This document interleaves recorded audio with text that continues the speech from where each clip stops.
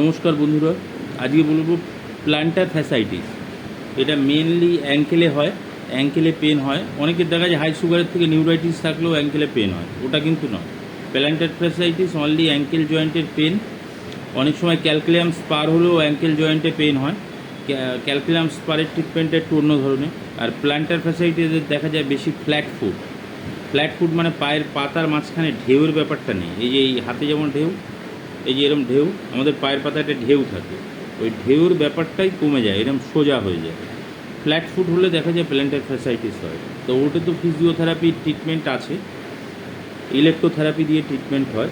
তো একটা এক্সারসাইজ আছে, যে এক্সারসাইজটা ঘরে বসে করলে যাদের প্ল্যান্টার ফ্যাসাইটিস আছে তাদের খুব উপকার হবে।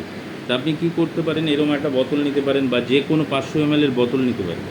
তার মধ্যে জল ভরবেন, জলটা ডিপ ফ্রিজে রেখে দেবেন, বরফ হয়ে যাবে।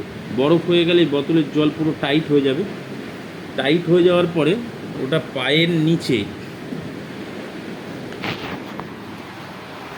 এই ধরুন আমার পা, এই যে পায়ের নিচে বোতলটা এরকম রেখে দিতে হবে। রেখে যাদের ফ্ল্যাট ফুট আছে তাদের জন্য এরকম আস্তে আস্তে ঘোরাতে হবে। বোতলটা মুভ করবে, বোতলটা এটা মুভ হচ্ছে না, পাতলা জল ফল নেই বলে, হালকা বলে, এরকম হালকা হালকা করে মুভ করতে হবে, প্রেশার দিয়ে দিই। আর যেহেতু বরফ আছে এর ভেতরে, শক্ত থাকবে বোতলটা পুরো। এটা দিনে যদি অন্তত 15-20 বার করে, দিনে 2বার করে করতে পারেন, প্ল্যান্টার ফ্যাসাইটিস আর ফ্ল্যাট ফুটের জন্য যাদের সমস্যা তাদের ক্ষেত্রে উপকার হবে। যাদের ফ্ল্যাট ফুট আছে পুরো, অ্যাঙ্কেলের ব্যথা একদম কমে যাবে। নমস্কার।